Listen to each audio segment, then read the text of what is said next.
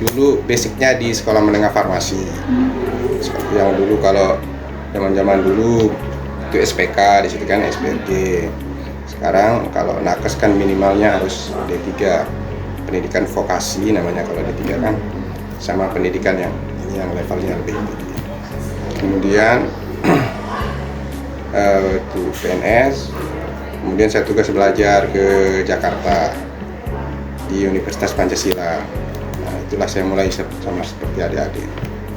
Awalnya banyak tugas seperti ada adik lah sekarang ya, tugas apalagi sudah berkeluarga, kakak saya tinggal ini di rumah, dan itu sempat saya mau pulang karena sudah tahan, tapi saya bertahan sampai S1 di sana dan ngambil langsung apotekernya di situ, Universitas Pancasila, seperti itu ya. Kemudian saya di sini pernah di situ di gudang farmasi, instalasi farmasi rumah sakit. Jadi semua pengadaan BMHP, obat, kemudian alat kesehatan yang kecil seperti jarum suntik itu melalui satu pintu.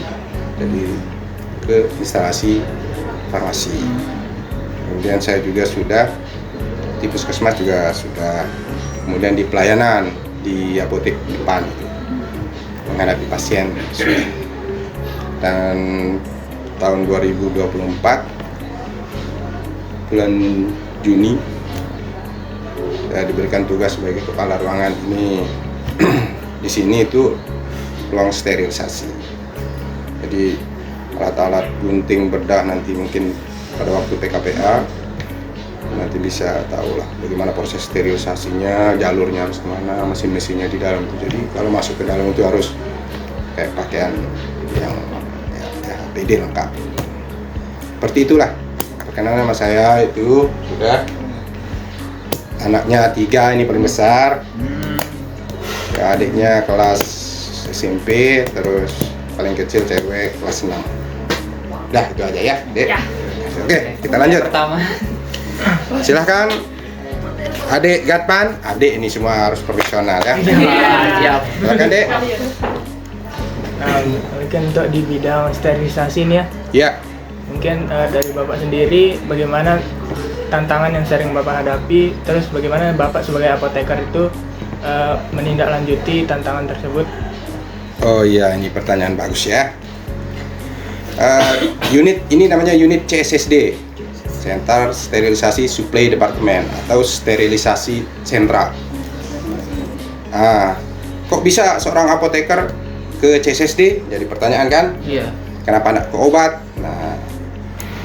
Nah, seorang apoteker tantangannya di sini seperti pertanyaan tadi adalah kita memanajemen orang di sini. Intinya adalah manajemen orang karena berbagai karakter teman-teman ini di sini ada 22 orang kayak di sini.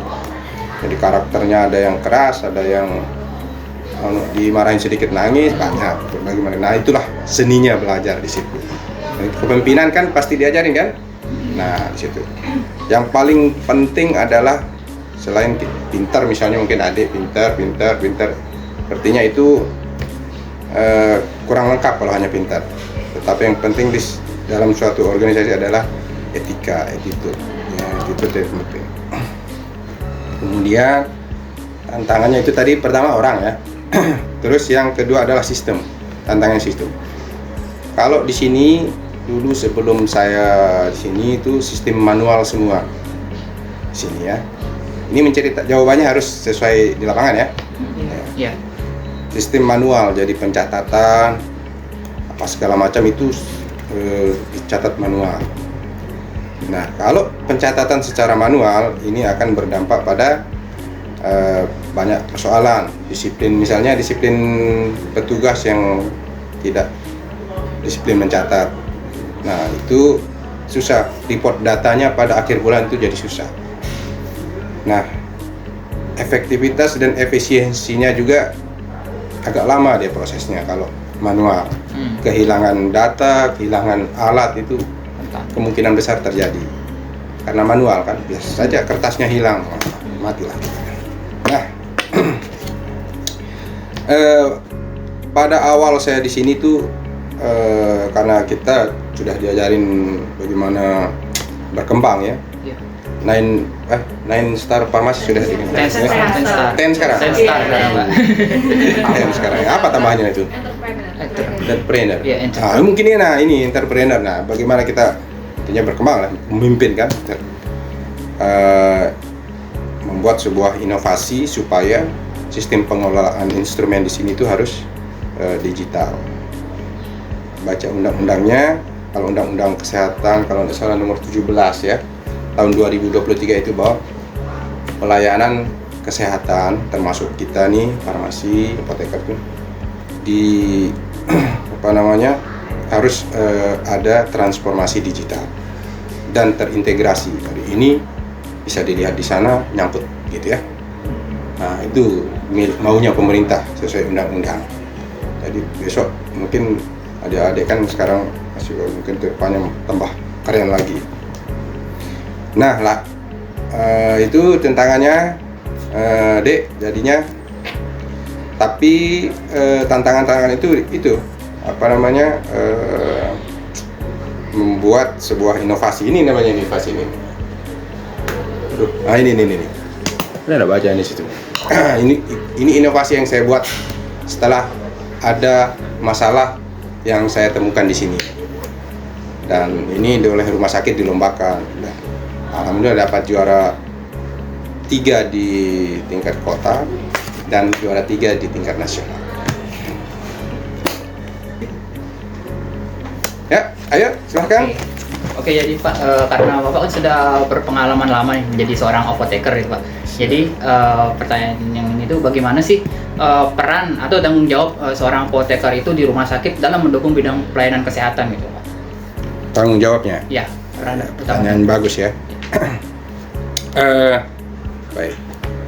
Seorang apoteker itu fungsinya adalah untuk dia dia bertanggung jawab pada obat, misalnya obat yang diberikan kepada pasien itu sudah sesuai dosis, terus sudah benar untuk pasien tersebut. Pokoknya dia menjamin bahwa obat yang diminum oleh pasien itu sudah aman, tidak ada efek samping. Kemudian ada itu di undang-undang. Seorang apoteker bertanggung jawab terhadap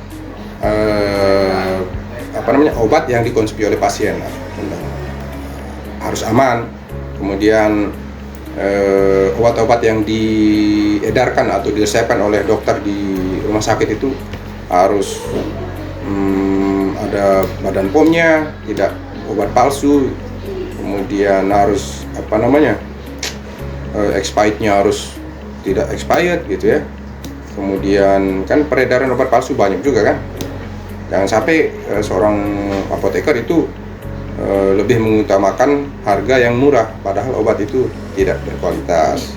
Kemudian yang penting adalah sustainable. Dia misalnya obat A, Captopril misalnya dengan merek generik Hexafarm misalnya atau apalah ya.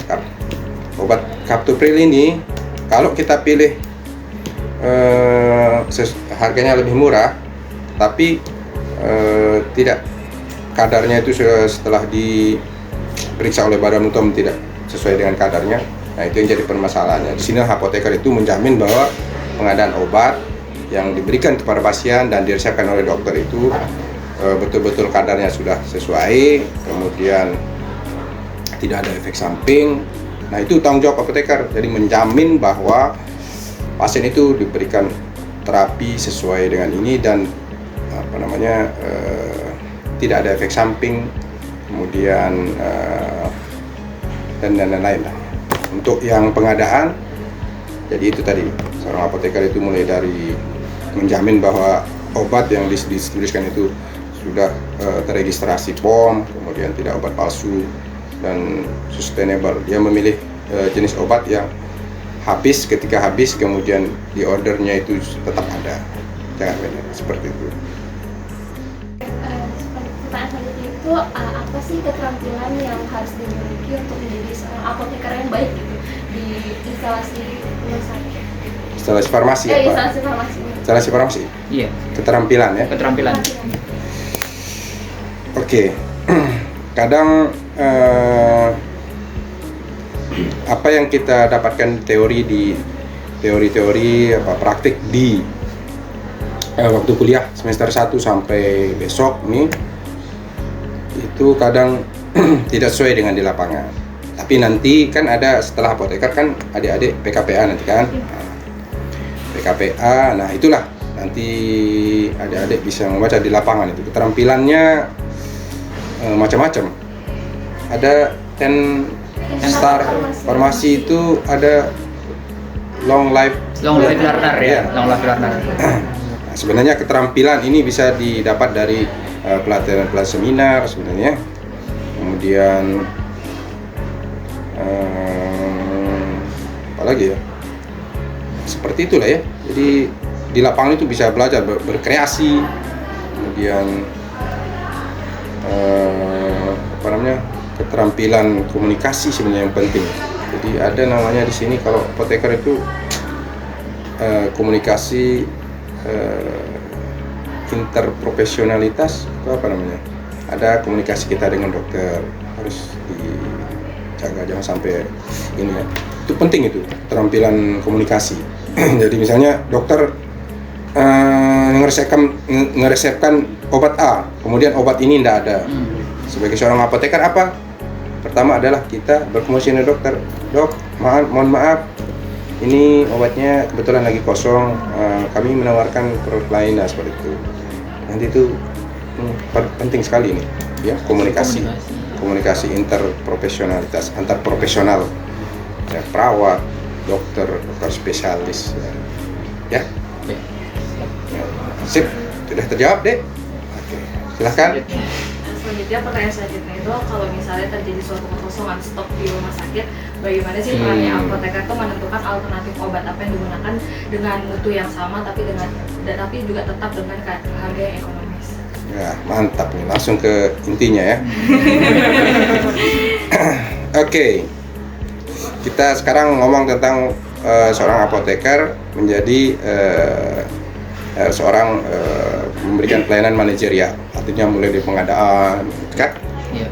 Tidak kita kesampingkan dulu pelayanan klinis ya. Jadi kalau di rumah sakit itu ada namanya formularium obat rumah sakit, formularium obat rumah sakit. Jadi nanti ada tim khusus yang membuat ini itu anggotanya itu dokter spesialis ini yang merumuskan apa saja obat-obat yang digunakan di rumah sakit ini. Kemudian diserahkan ke direktur, nanti dibuat apa namanya tanda tangan, kemudian jadilah formularium. Nah, ketika dokter itu meresepkan obat, dia harus konsekuen menggunakan obat yang ada di formularium rumah sakit. Nah, tadi pertanyaannya apa? Kekosongan. Iya, kekosongan. Bagaimana kalau misalnya diresepkan kemudian kosong, ya kan? Di rawat jalan ini, misalnya saya. Nah, sebagai seorang apoteker rawat jalan ini sebenarnya, yang pertama dilakukan adalah menghubungi ya pengelola instalasi farmasi. Kalau seorang apoteker di rawat jalan, apakah ada obat ini kosong juga? Nah, langkah kedua adalah menghubungi unit di rumah sakit yang mungkin saja masih ada. Hanya apotek Rotinap ada, kan banyak di sini, apotek IBS, apotek mana lagi VIP, apotek IGD. Nah kalau tidak ada juga berarti ini obat harus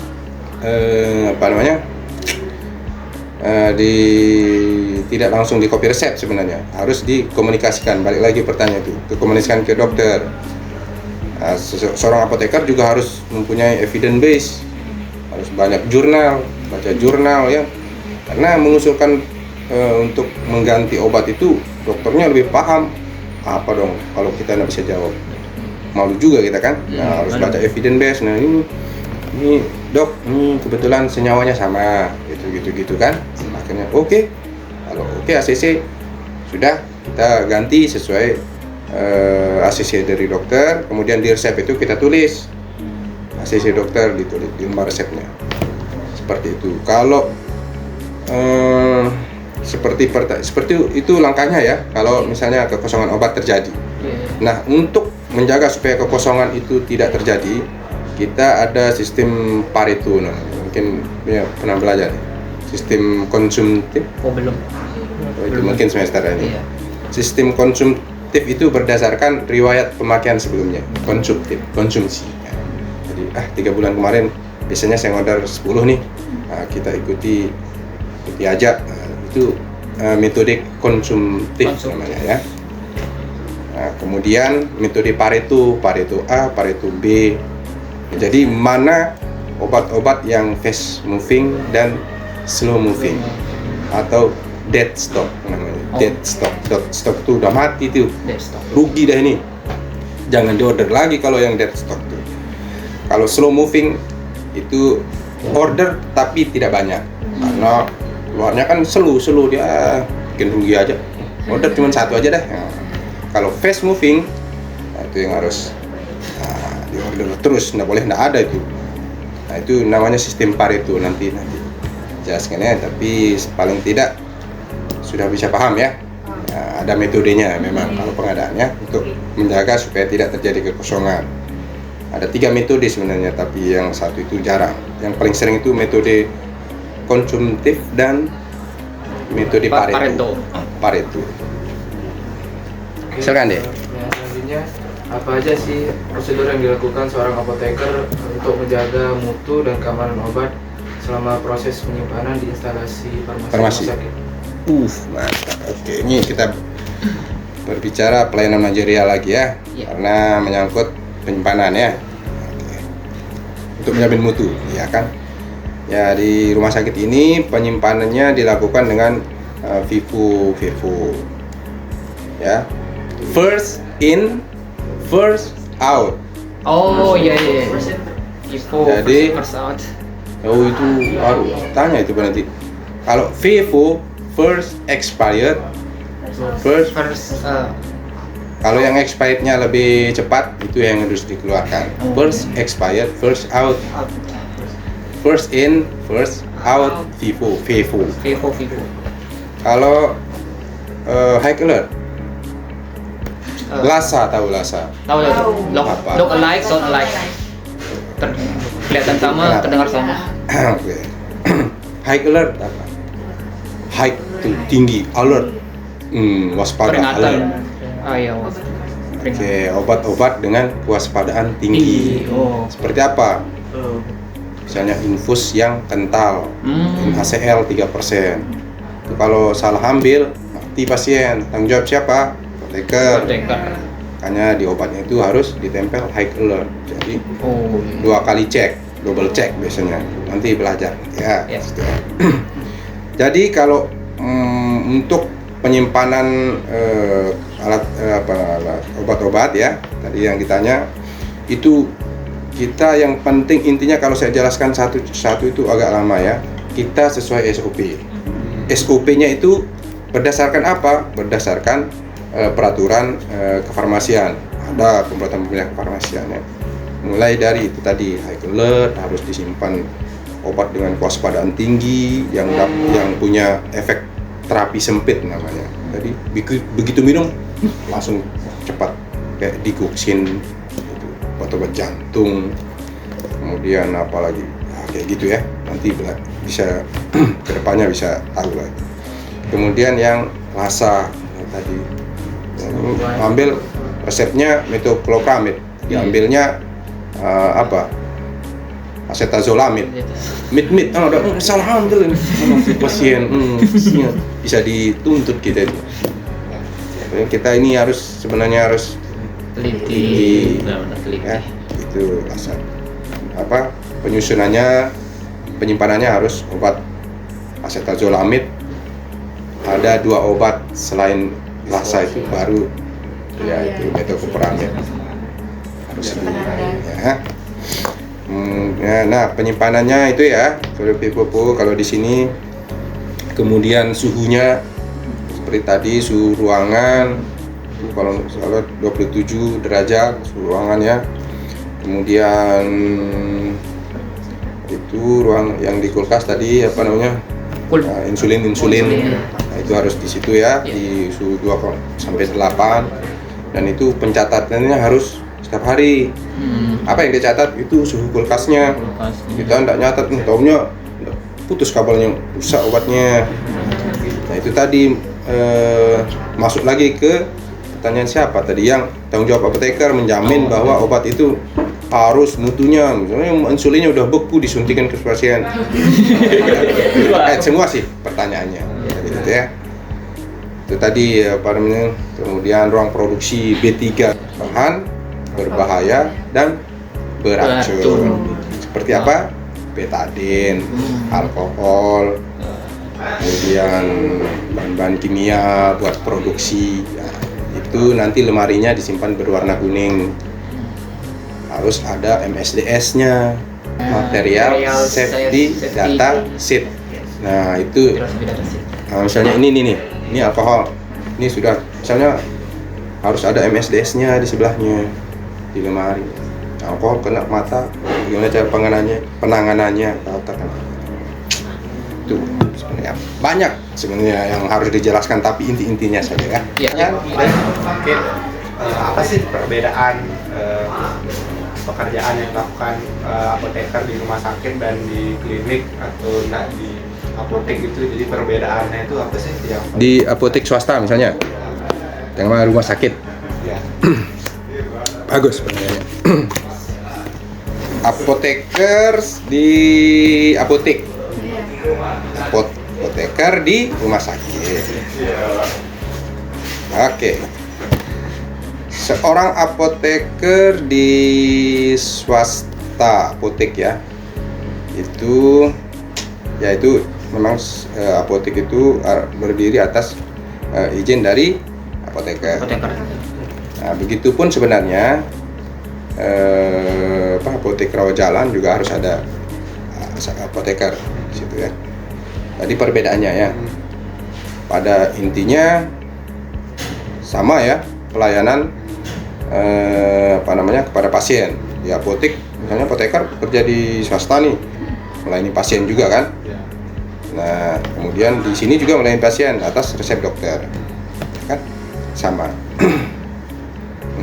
Tadi dulu saya mikir cari perbedaannya nih. Ya itu sebenarnya melayani pasien, banyakan persamaannya nih. Kemudian skupnya mungkin lebih ini. Oh ya, perbedaannya begini. Kalau apoteker di rumah sakit itu skupnya lebih besar ya, tentunya dengan berbagai macam jenis penyakit, terapi, semua macam, dan apoteker ini bisa langsung ini berkunjung ke bed pasien, visitasi namanya. Visitasi. Kalau apotek kan menerima resep dari dokter, kemudian melayani, sudah sekedar memberikan informasi cara penggunaannya, kemudian soal indikasi kalau obat bebas, udah kan. Kemudian itu saja. Kalau apoteker lebih ini lagi, dia ada namanya sampai seorang apoteker memberikan dosis, memberikan obat itu langsung ke pasien, ke ruang rawat inap. Jadi ada sistem UDD, mungkin berarti ada belum ya? Unit daily dose. Jadi kalau di rumah sakit itu dikasih obat kayak di apotek, ini dikasih selembar 10, nanti di rumah dijelasin 3 kali sehari, udah dia minum sendiri. Kalau di sini di dosis, jadi apotekernya keliling tuh, obat pasien ini udah ada di ruangan, nanti ada kotak obat, lemari obat, mau di sana nama pasiennya sama jenis-jenis obatnya. Dia setiap kalau 3 kali sehari kita harus tahu ini dosisnya, ini kasih 1 ke pasiennya, nggak boleh dikasih. Sibuk memang kalau di ini, karena itu namanya pelayanan klinis, visitasi pasiennya, kasih minum obat, caranya langsung saat bed, besok lagi tanya udah minum obat, dikasih 1. Itu di rumah sakit. Kalau lagi perbedaannya nih, intinya skupnya ya, skupnya lebih luas. Kalau apoteker bisa ke bank farmasi, jadi kemoterapi. Ini perbedaannya tergantung pelayanannya, karena pelayanannya kan lebih luas kalau ini maksudnya. Pada intinya sih sekarang bisa sama, memberikan pelayanan ke pasien. Kan? Di zaman sekarang ini kan teknologi sudah berkembang dan canggih. Bagaimana teknologi seperti sistem informasi farmasi ini membantu apoteker di rumah sakit dalam pekerjaannya? Wih, keren. Informasi digital ini kan. Dulu ya, apoteker kita menerima resep, ya kan? Tulis resep lah sama dokter saya. Kemudian ini saya pasien nih, bawa resep ini dok. Lama enggak itu? Lama. Nah, sekarang ada namanya RC. Yes, itu salah satu contohnya kan. Resep. Jadi udah kita di ini apoteker di ada laptop tek ting, ada notifnya kan. Gua ada resep dari dokter jantung. Nah, kalau saja saya di sini tek langsung cepat. Jadi namanya resep. Elektronik resep. Resep itu kan intinya untuk apa? Untuk mempercepat proses pelayanan. Mau itu pemerintah kita lama kali numpuk orang di sini. Iya betul. Nah, untuk ketentuan persyaratannya nanti bisa setelah resep. Oh ini dok, ada resep kodein. Nanti dokternya nulis baru nulis. Oke, resep saja kayaknya jawabannya ini. Terus kalau jawab apa lagi? Oh, katalog.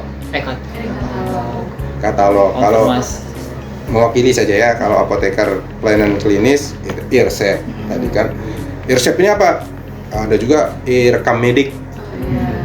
Sekarang apoteker itu udah bawa gini, nggak bawa kertas. Mungkin nanti PK bisa lihat ya. PK udah lihat, cek. Misalnya usulan, misalnya udah dikasih obat 5 hari antibiotik nggak sembuh. Kita sebagai apoteker langsung ngusulin, dok ganti pakai azitromisin ya. Evidence-nya harus banyak nih, banyak literasi. Nah, nanti dibaca lagi sama dokternya, punya RM sendiri dokter. Apoteker mengusulkan ini ya. Jadi kita komunikasi lewat elektronik, pakai kertas lagi. Itu di sini ya. Bagus pertanyaannya. Terus itu klinis ya. Yang kedua di pengadaan itu namanya e-katalog. Jadi sistem pemesanan obat melalui e-katalog. Sistemnya itu oleh komputer juga, nanti dibaca sama pusat Kemenkes, kemudian di ACC ditunjuklah rekanan mana yang menyediakan sanggup dan gitu. Kita pesan lewat ini. Tetap pakai SP ya, tetap pakai SP. Kemudian sekarang juga rumah sakit lebih memudahkan untuk pemesanan SP itu bisa beberapa itu yang harus misalnya PBF nih, SP-nya mana, nunggu SP-nya kan lama dia, misalnya di Switel mau kesini obatnya buru nih kan, di foto aja SP-nya nanti dia ngambil, tapi aslinya harus tetap diambil. Terus itu aplikasi juga sekarang semua laporan ya, laporan kejadian obat tidak diinginkan atau efek samping obat kan dilaporkan ke farmakovigil. Tahu farmakovigilan? Nanti belajar ya. Itu kita setiap tahun apoteker punya itu efek samping obat. Jadi tercatat di situ. Nanti jadi bahan orang pusat untuk ini. Banyak laporan dari apoteker kalau ini mempunyai efek samping ini. Nanti dikalkulasi, dikerucutkan, nah itu diteliti. Makanya langsung kadang-kadang kita terima berita, ternyata ranitidin itu setelah penggunaan lama itu dapat berakibat ini. Nah, sempat-sempat kan ranitidin ditarik peredaran karena ini laporan kita.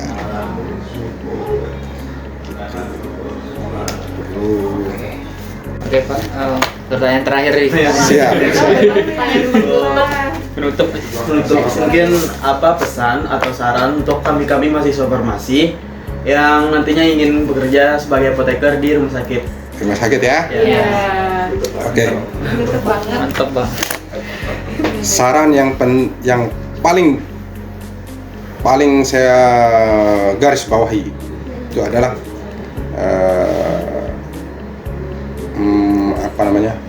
komunikasi. Tadi tanyaannya adik ya, harus pintar komunikasi kalau di rumah sakit. Jadi harus belajar bagaimana cara, nanti mungkin ada pelajaran komunikasi akhir-akhir cara komunikasi dengan dokter, komunikasi dengan perawat, kemudian ke pasien. Nah, itu pentingnya ilmu komunikasi ya. Terus